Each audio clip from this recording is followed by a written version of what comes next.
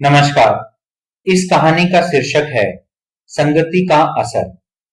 एक बार एक राजा शिकार के उद्देश्य से अपने काफिले के साथ किसी जंगल से गुजर रहा था। दूर दूर तक शिकार नजर नहीं आ रहा था।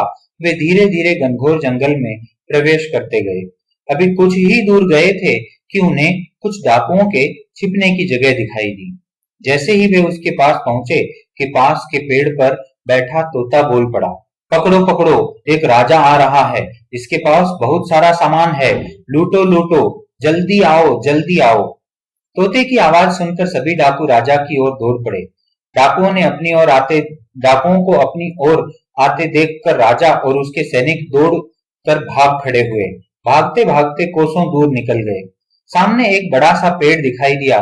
कुछ देर सुस्ताने के लिए उस पेड़ के पास चले गए। जैसे ही पेड़ के पास पहुंचे कि उस पेड़ पर बैठा तोता बोल पड़ा, आओ राजन, हमारे साधु महात्मा की कुटी में आपका स्वागत है। अंदर आइए, पानी पीजिए और विश्राम कर लीजिए।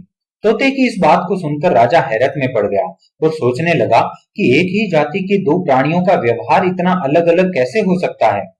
राजा को कुछ समझ नहीं आ रहा था। वह तोते की बात मानकर अंदर साधु की कुटिया की ओर चला गया। साधु महात्मा को प्रणाम कर उनके समीप बैठ गया और अपनी सारी कहानी सुनाई और फिर धीरे से पूछा, ऋषिवर, इन दोनों तोतों के व्यवहार में आखिर इतना अंतर क्यों है? साधु महात्मा धैर्य से सारी बातें सुनकर बोले, ये कुछ नहीं राजन, बस संगति का असर है।